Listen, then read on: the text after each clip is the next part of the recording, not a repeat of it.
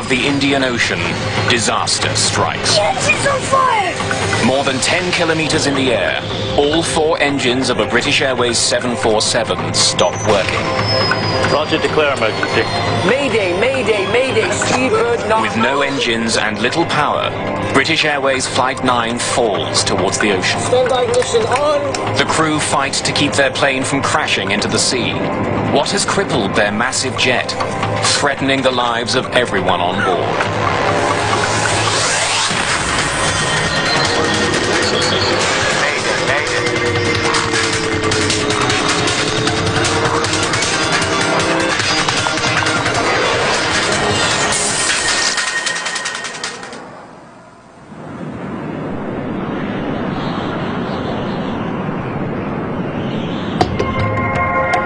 June the 24th, 1982.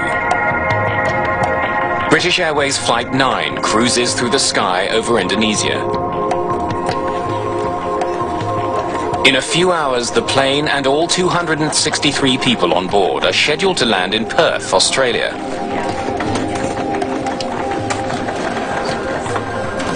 Phyllis Welch and her daughter are seated in cabin E at the very back of the enormous jet.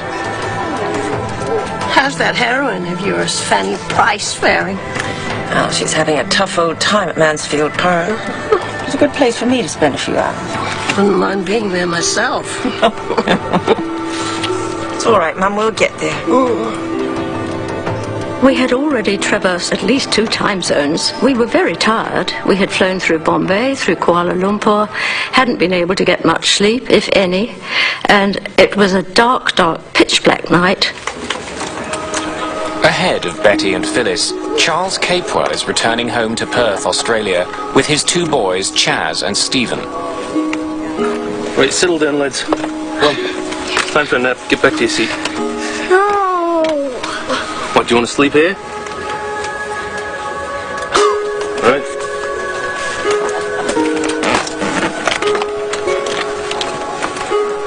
It was a good flight. It was going well. Leaving London, it was great, and we was all eager to go home, and the 2 boys were eager to get back to Mum. I thought if we'd be home in 3 hours, Perth, they'll be back and we'll get in a taxi and we'll be home. While many of the passengers have been travelling for almost a day, the crew is fresh. They took control at the last stopover in Kuala Lumpur. Captain Eric Moody got his first taste of flying at the age of 16 when he took a gliding lesson. He was one of the first ever trained on the 747. Roger, check with Jakarta. Jakarta Control, Speedbird 9 over Halim at level 370. Speedbird 9, Roger. First Officer Roger Greaves has been a co-pilot for more than 6 years. Barry Townley Freeman has been a flight engineer on these aircraft for just a little longer. I'd not flown with Eric before, or Barry. That was the first time we'd actually met on that flight. As the jet flies over the city of Jakarta, it's cruising at more than 11,000 meters and has been in the air for an hour and a half. Captain Moody checks his weather radar. It shows smooth sailing for the next 500 kilometers. All right, Roger, it's all clear. Just keep your eyes open. I'll be back in a moment. Just got to use the loop.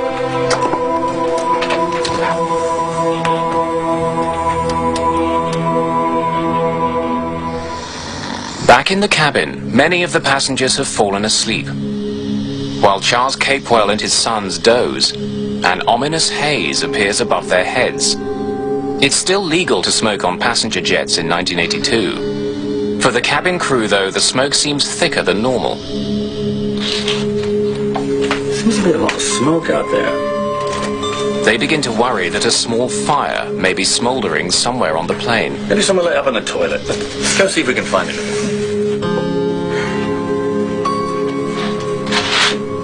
A fire at 11,000 meters is a terrifying prospect.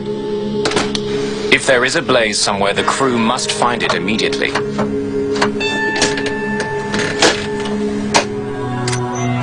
In the cockpit, the flight takes an unsettling turn.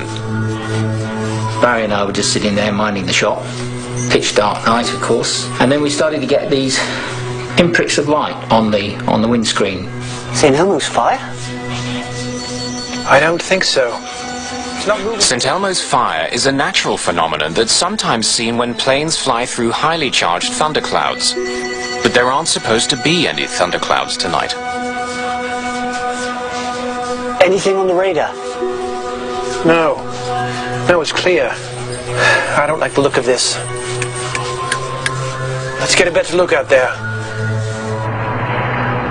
With the help of their landing lights, the two men are disturbed to see a thin layer of cloud surrounding their plane, even though nothing is showing up on their radar. But at 37,000 feet, the normal thing you would anticipate would be high cirrus, which is just a thin layer of cloud.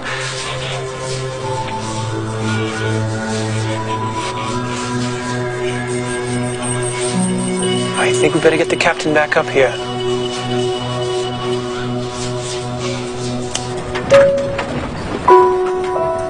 I was reading my book, and there was a slight flick of turbulence, just a slight flick, and I glanced over to the left, where I had a clear view of the port wing, and to my surprise, it was covered in a brilliant white, shimmering light, which seemed to be clinging to the wing of the aircraft.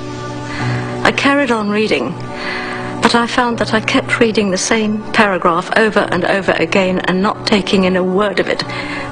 I just didn't know what was happening. In the cabin, the smoke begins to thicken. Stewards have been unable to figure out where it's coming from.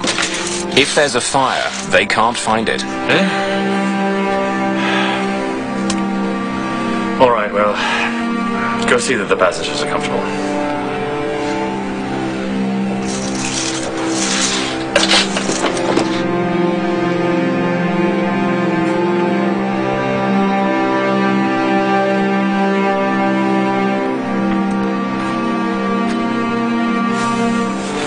Smell anything odd, Mum? Seems rather smoky in here.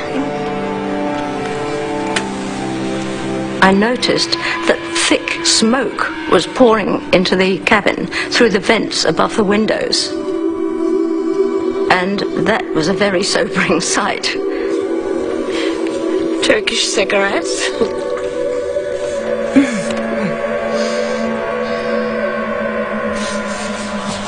It smelled like sort of a sulfuric electrical smell, and I went on that flight deck expecting to hear that we had some electrical smoke somewhere on the aircraft, but nothing was further from the truth. When did it start? Or just after you stepped out? Anything on radar? No, it's clear, not a cloud. Oh my lord, look at engine 4! It's lit up somehow. Captain, have a look at number 1. It's the same on my side. None of the crew have ever seen anything like this before. But the light show is just the beginning. Their bizarre flight is about to take a terrifying turn for the worse.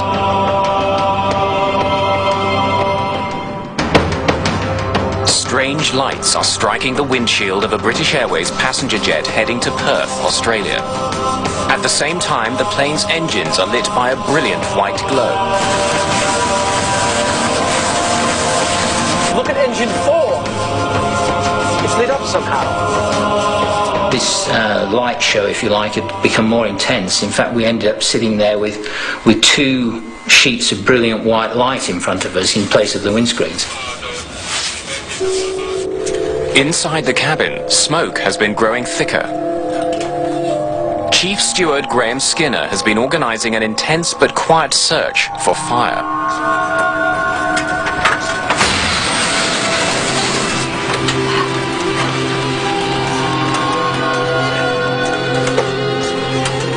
What's with all the smoke? There was smoke in the cabin, it got really, really hot. You were perspiring, literally drenched in perspiration. The acrid smoke was at the back of your throat, up your nose, in your eyes, and you were rubbing this and your eyes were running, and it was not a very nice situation at all. Flight engineer Barry Townley Freeman has been checking his instruments carefully. He's smelled the smoke, but so far has no indication that there's a fire in any of the plane's systems. Can't find anything. With one mystery confronting them, they're suddenly faced with a frightening new situation. The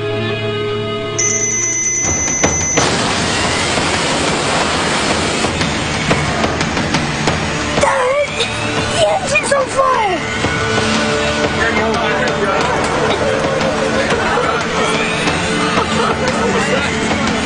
The whole of the wing was a sheet of light, and I thought, well, I said, oh, you better close that because we don't know what's that.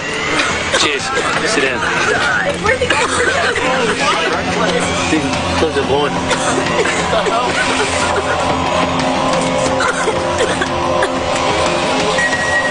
Then I realised that, you know, something was dramatically wrong. There were huge flames coming out of the back of the engines, 20, some people said 40 feet long. These huge jets of sheer flame shooting out of the back of all the engines. Is it going to penetrate from the outside of the aircraft? Is it going to come into the cabin? Are we going to burn to death? Are we going to choke to death on the smoke? What's going to happen? What's causing it? What are they going to do about it? As fire engulfs the engines, one of them revs loudly and flames out. Engine failure. Number 4. Fire action, number 4. Checklist powering gear. Set. Thrust lever. Closed. Start lever. Off. Once one engine fails, you call for the drill to shut that one down. You have drills for certain things so that you don't fly together as a crew forever. You can fly with different people then, and you can standardise the operations.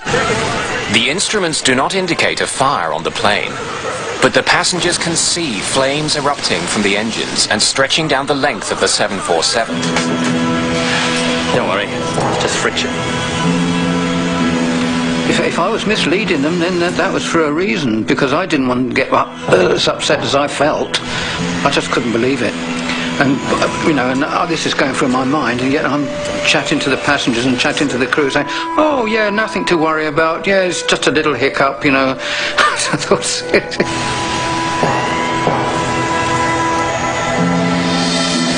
The 747 is more than 10 kilometers above the ocean. Its engines appear to be burning, and peculiar smoke continues to fill the cabin. And then, the unthinkable happens. Number 2 engine's gone. All right then, begin the engine shutdown. No, wait! All 4 engines have failed.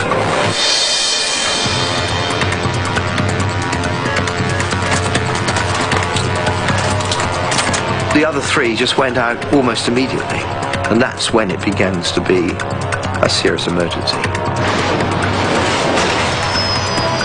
A minute and a half, we've gone from 4 engines running normally to having none. The 747 has plenty of fuel, yet somehow all 4 of the jet's engines have completely stopped working. Roger, declare emergency. Mayday, mayday, mayday, Speedbird 9. We have lost all 4 engines out of 370. Mayday, mayday, mayday, Speedbird 9. We have lost all 4 engines. With no engine power and no idea what has crippled their plane, British Airways Flight 9 begins falling from the sky. Jakarta Control, Speedbird 9. We have lost all 4 engines, now out of 360.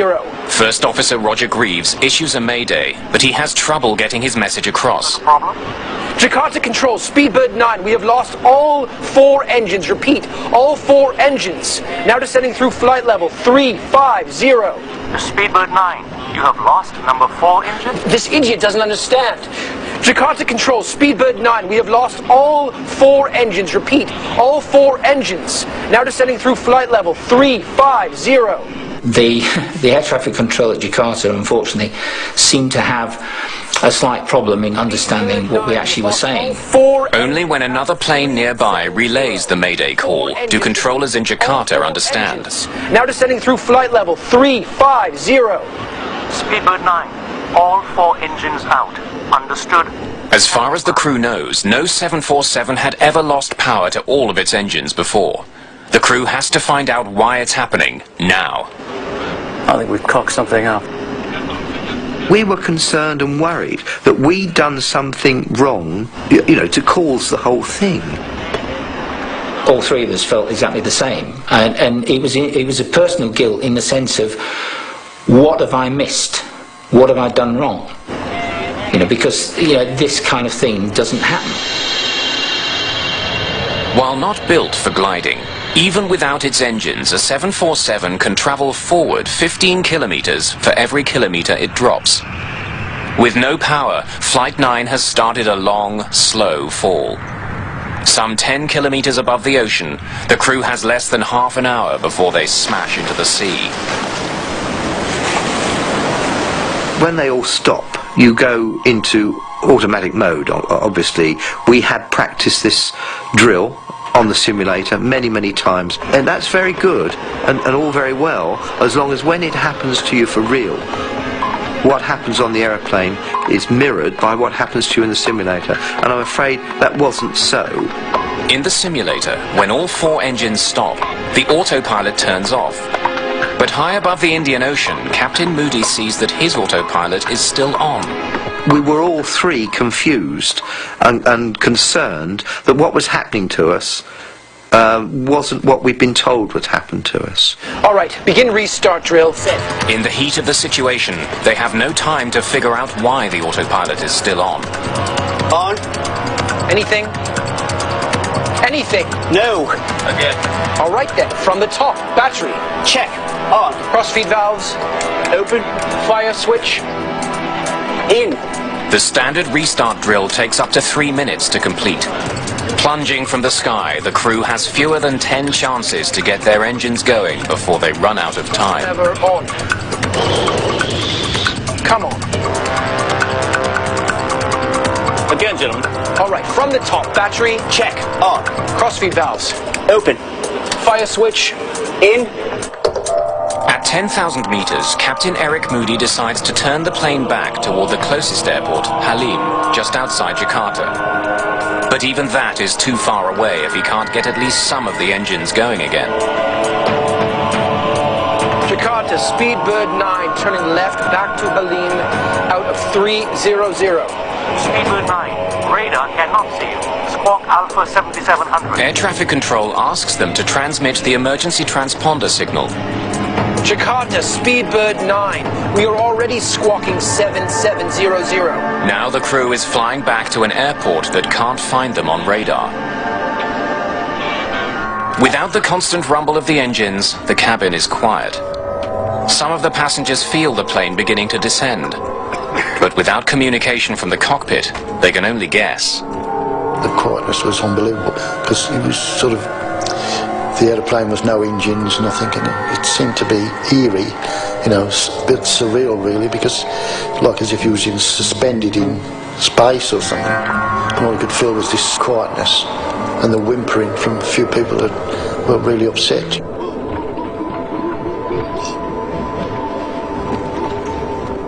Some people were sitting quite rigidly, almost as if they hadn't noticed anything. At first it was sheer fear, and then after a while it turns to acceptance. You know you're going to die. We knew we were going to die. What's going on? What's the problem? It's just a technical fault. I've been through much worse, let me tell you. Everything will be fine. I think if I'd have sat down and really thought of exactly what was happening, I don't think I would have ever got up again. One steward came up to us and said, "Are you two ladies all right?" And yes, we said we're fine, which was an absolute lie, but that's how it was. It seemed absolutely vital not to panic. Captain Moody can't restart the engines unless he can keep the plane flying between 250 and 270 knots. But the airspeed indicators aren't working. Captain, I've got 320 knots on my side. Well, I've got 270. Well, bloody hell, that's a 50-knot difference. I'll change the speed. Falling from the sky with no engine power, the crew now have no idea how fast they're going. But to have the best chance to restart the engines, Captain Moody has to have the plane flying at the right speed. So from that point onwards, Eric then varied the speed through just about 100 knot range, hoping that at some point or other, coincidental with us putting the fuel into the engines, that we would actually be at the right speed. To change speeds, Captain Moody turns the autopilot off.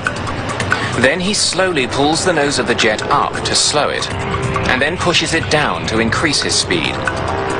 The upsetting roller coaster movement adds to the panic felt in the cabin.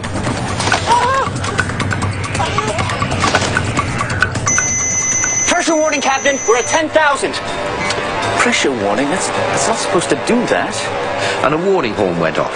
Now, this didn't ever happen on the simulator in this exercise, so it was a bit of a surprise to us. As well as providing electrical power, the engines on a jumbo jet help keep the cabin pressurized. With the engines not working, of course, the air wasn't being pumped in. So gradually the pressure was leaking away. With all 4 engines gone, the pressurized air is rapidly seeping out. The thinning level of oxygen makes passengers gasp. The crew reach for their oxygen masks. But First Officer Greaves can't get his mask to work. My oxygen mask, yeah, that was a problem I could have done without. It was stowed above my head, and when I pulled the oxygen mask down, the mask and the tube became separated. The captain must make a difficult choice. If he continues to descend slowly, it will get increasingly difficult for First Officer Greaves to breathe. I said, look, if we get down to 20,000 feet quickly, we can all take our oxygen masks off and we can talk and we're back as a crew again. We had to actually increase the rate of descent to descend to a lower altitude quicker, which in the circumstances was something that we wouldn't really have chosen to do. So then I dived the aeroplane and got rid of about 6,000 feet in a minute. The loss of cabin pressure and the steep dive have another terrifying consequence. The things shot down, they sort of dangled down in front of you. And I looked to see Stephen had got his, and Chaz had pulled his out of the socket. So I made sure that Chaz got his oxygen. I've seen a few movies on planes, and you know, once that happens, you know you're in serious trouble.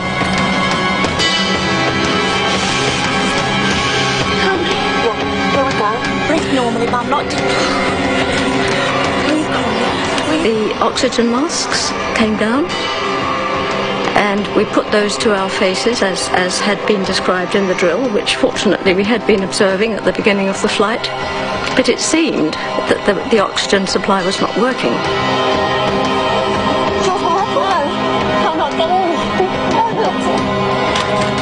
The cabin crew try to use the public address system to explain what's going on, but it's not working.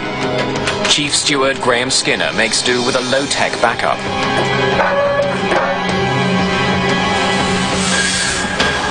Can you hear me?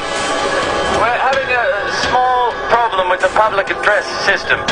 So if you would, place your masks over your mouth and nose and breathe normally. As the passengers struggle with their masks, Captain Eric Moody is running out of options. If his engines don't start soon, he'll have to turn his jet around and try landing on the open ocean. First Officer Roger Greaves manages to fix his broken oxygen mask, but he's still frustrated by engines that won't start. All right, Barry, let's start the restart drill. Ready? Set. Battery. Check. Off. Standby power. On. Anything? Come on, anything. No. All right, then, let's do it from the top. Battery. Check. Off. First Officer Greaves and Engineer Barry Townley Freeman have actually shortened the standard restart drill. It's giving them more chances to get the engines going, but so far nothing's working. Come on, you old son. the process that we were going through the whole time was just continuous. We hadn't had any success with the drill at all, despite all the efforts we were putting in. But it was the only thing we had left to cling on to, so that's what we did. From the top again. Battery, check, on. I have no idea, and I don't think any of us have, how many times we tried to restart those engines. If I say 20, I would think that's too low. If I say 50, I would think that's probably about right. As the plane falls lower and lower, Captain Moody faces a brutal choice. A mountain range cuts across the island of Java between his plane and the airport. He knows he has to be at least 3,500 meters high to clear it. But if his engines don't restart soon, they won't make it.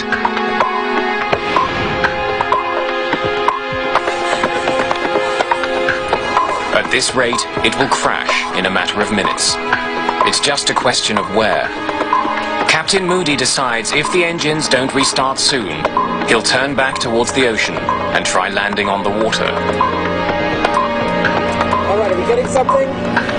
It's not starting. I knew it was so difficult to land aeroplanes on the sea, even when you had everything going for you. And I thought that, well, we haven't got much going for us here. I'd never done it before. Hiding his concern, Captain Moody addresses the passengers and crew. Ladies and gentlemen, this is your captain speaking. We have a small problem. All 4 engines have stopped. We're doing our damnedest to get it under control. I trust you are not in too much distress.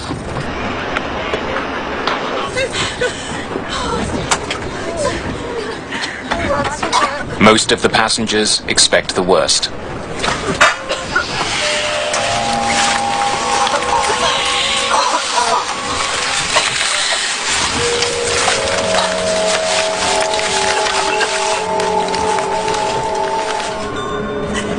Will we be burnt alive? Will we be choked by the smoke? Will the aircraft break up in the air and hurtle us out into space, which was my biggest fear? Or will we come down in the sea and be eaten by sharks alive? Or will we crash into a mountain? Let's crash into a mountain quickly and get all this over. Well? Nothing. It's not starting. All right, from the top then. Battery, check. On. Standby power. On. Finally, Captain Moody has to decide. Carry on and likely crash into the mountains, or turn around and ditch into the sea. I don't know how to swim. I couldn't swim anyway, so I thought, well, you know, I'm doomed anyway. And I just hoped that maybe one of the passengers might help the 2 boys to make sure that they could stay afloat. Well, anything? No. All right then, from the top again. Battery. We had very few chances left of starting the engines before having to turn out to sea again, because we wouldn't have been able to clear the mountains on the south coast of Java.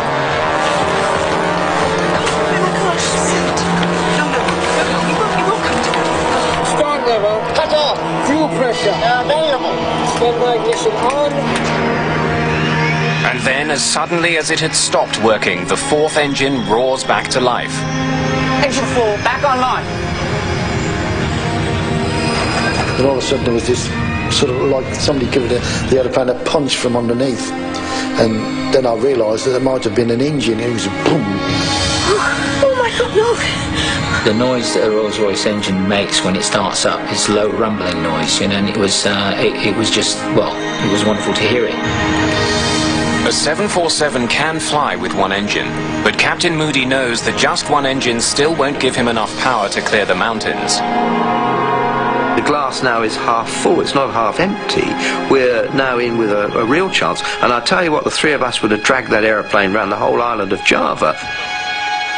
As the plane falls past 4,000 meters, another engine coughs and comes back to life.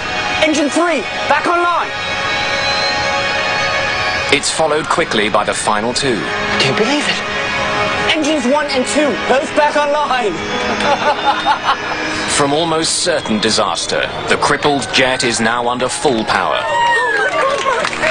I realised then that we could make it back to, not to Perth, but to an airport. That's all we wanted, was to land on the earth and, you know, be part of the living again. Because while we were up there, we were dead. Jakarta, Speedbird 9, we are back in business. All 4 running, all 4. This time, local controllers have no trouble understanding the message. All 4 engines serviceable again. Confirm continuing to Hali. Affirmative, affirmative. We say, right, let's get this thing on the ground as quickly as we can. Ladies and gentlemen, this is your captain speaking. We seem to have overcome that problem and have managed to start all the engines.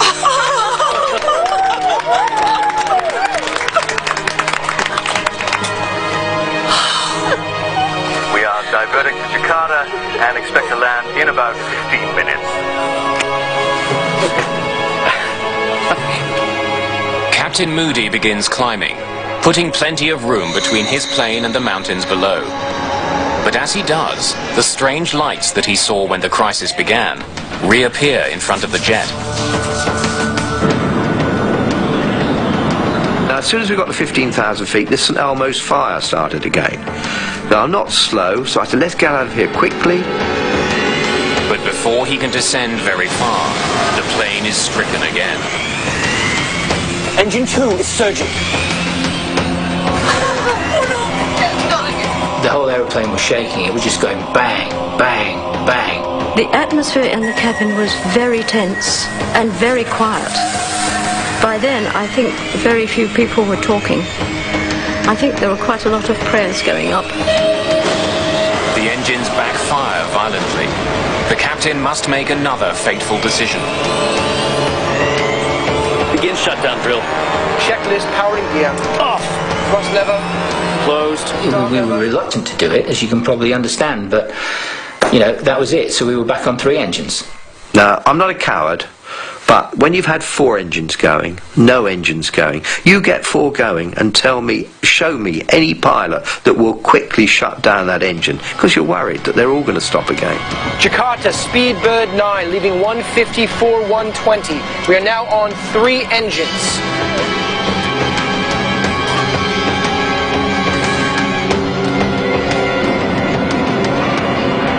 As the plane closes in on the airport, First Officer Greaves thinks the windshield is covered in moisture, making it hard to see through.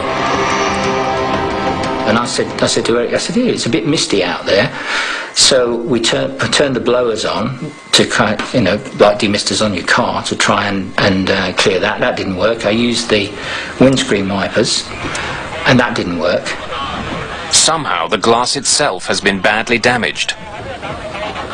For some unknown reason, I looked out the edge of my windscreen, and about a 2-inch strip down the edge on the left-hand side, I could see much more clearly, but I couldn't see anything much out the front. It was getting more and more opaque the nearer and nearer we got to the lights.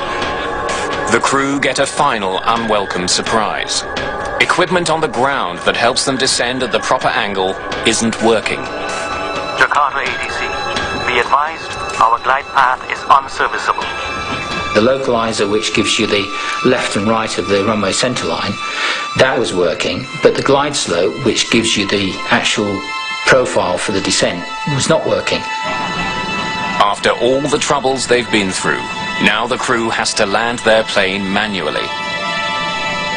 We then continued with Eric flying the localizer and me calling out the distance and the altitude that he should be at. 300 feet, Captain. So he was then able to adjust his rate of descent to what I was telling him as far as the glide slope was concerned. 200. 150 feet, Captain.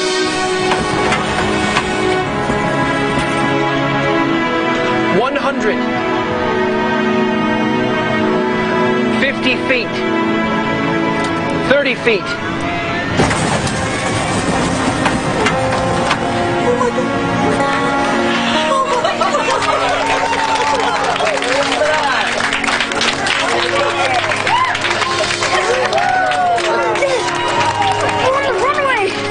Reverse.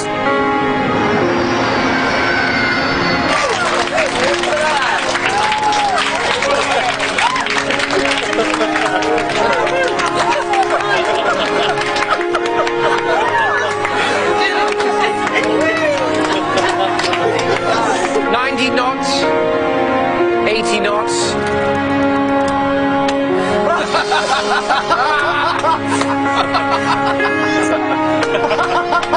We're down! Could really go for a cold soda. And the aeroplane just landed itself. It seemed to anyway. It kissed the earth. It was beautiful. That's amazing. Safely on the ground at Halim Airport in Jakarta, passengers celebrate the end of a harrowing ordeal. They also want to know what happened. No fire had been found, so why had smoke filled the cabin? How could all 4 engines have stopped at nearly the same time? What were the strange lights that surrounded the plane?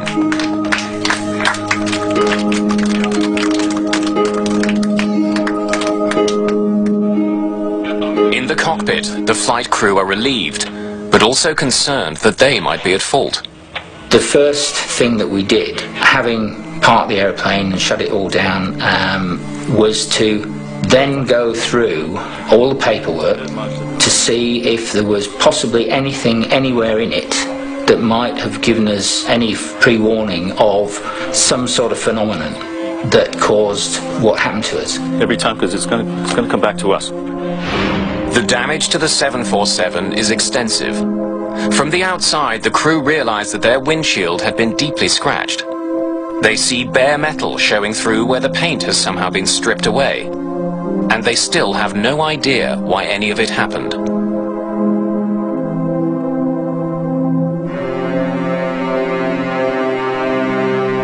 When investigators uncover the cause of the disaster, Flight 9 changes pilot training around the world.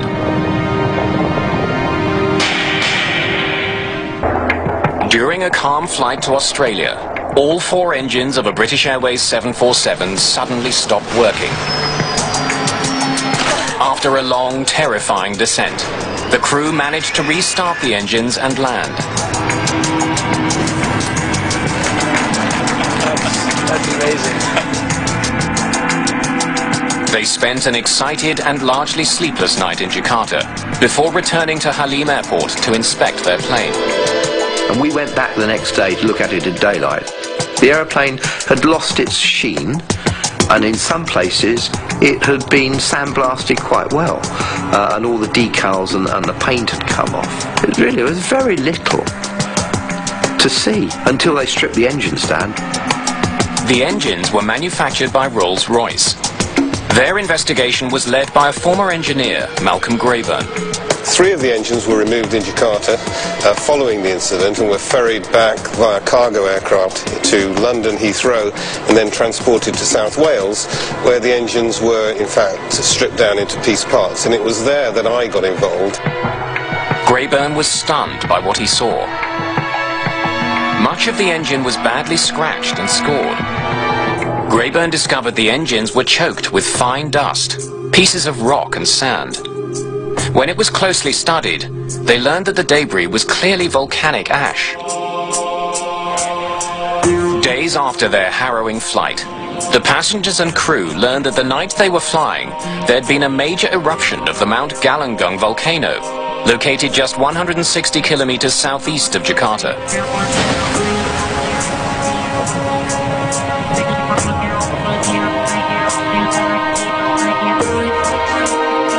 Casadevall is director of the U.S. Geological Survey and has studied the Galunggung volcano. Indonesia is the world's most volcanically active country. It has more than 130 historically active volcanoes, meaning volcanoes which have erupted in the last several thousand years. Galunggung erupted explosively early in the 1980s. In April, May, June of 1982, the eruptions became increasingly more powerful. The eruptions were large and the damage was extensive. More than 60,000 people were evacuated from the area around the mountain. The night Flight 9 flew nearby, the volcano erupted again.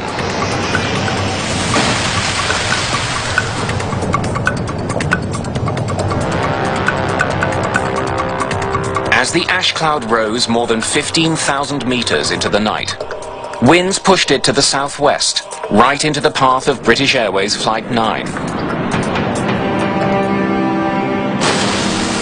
Never before had a volcanic cloud seriously affected an airplane.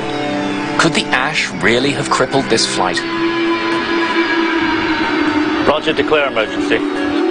Mayday, mayday, mayday, Speedbird 9. We have lost all 4 engines. Unlike ash that you might see in a chimney or after a fire in a forest, this is not soft material at all. This is very fine, ground-up particles of solid rock and minerals.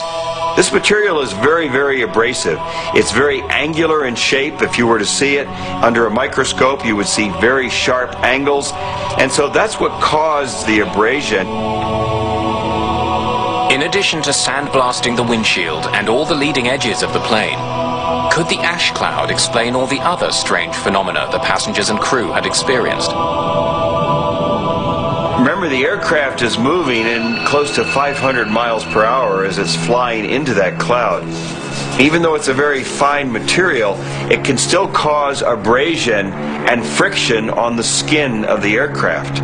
Because it's such a dry environment up there, that frictional electrification produces the glow that we refer to as St. Elmo's fire.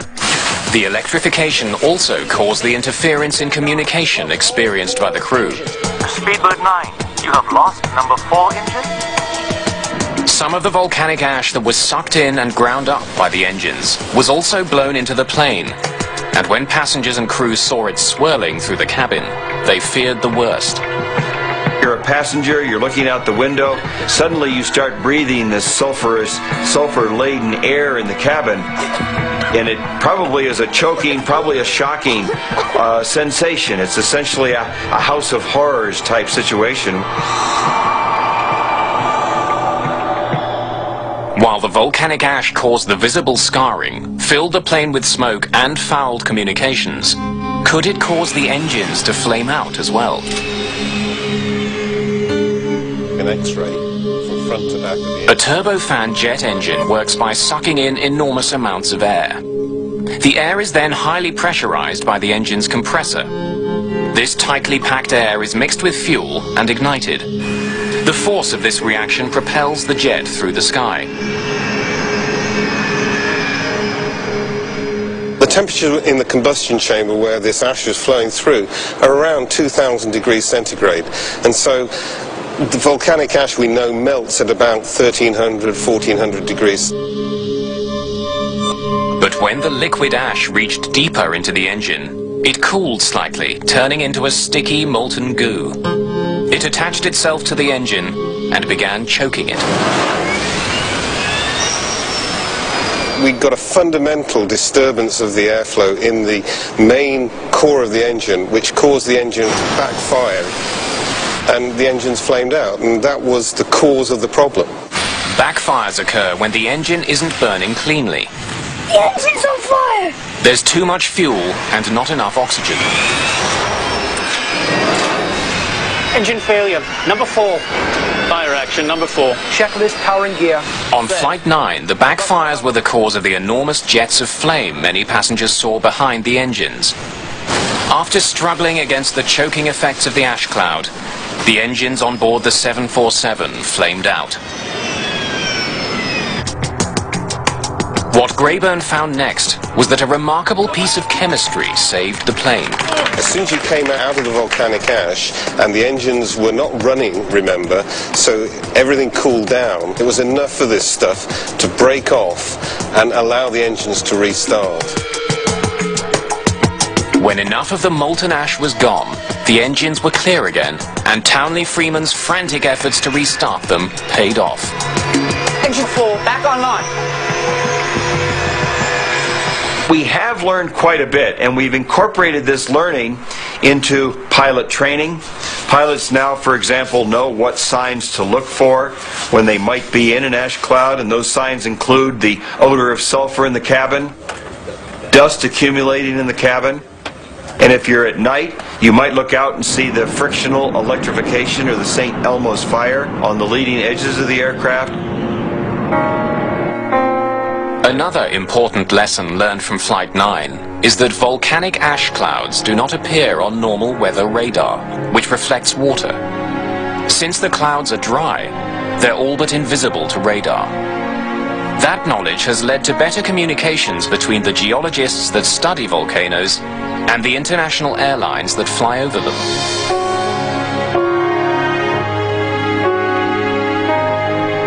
The crew of Flight 9 was showered with awards and commendations in the months after their incredible night.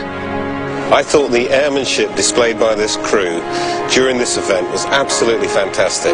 The way that they managed to guide this aircraft back down to a safe landing after having been through such extreme circumstances, it was fantastic the way they recovered this aircraft. Absolutely brilliant. For everyone on board Flight 9, the terrifying plunge through the skies had a lasting impact. Betty Tutel was so struck by the events of that night that she wrote a book about the ordeal. This was an event which was unique in aviation history, and it seemed to me absolutely vital that it should be put on record, and I wondered who was going to do this. But no sooner had that thought entered my mind than I thought, I'm going to do that. Tutel would also end up marrying a man she met on the flight, James Ferguson.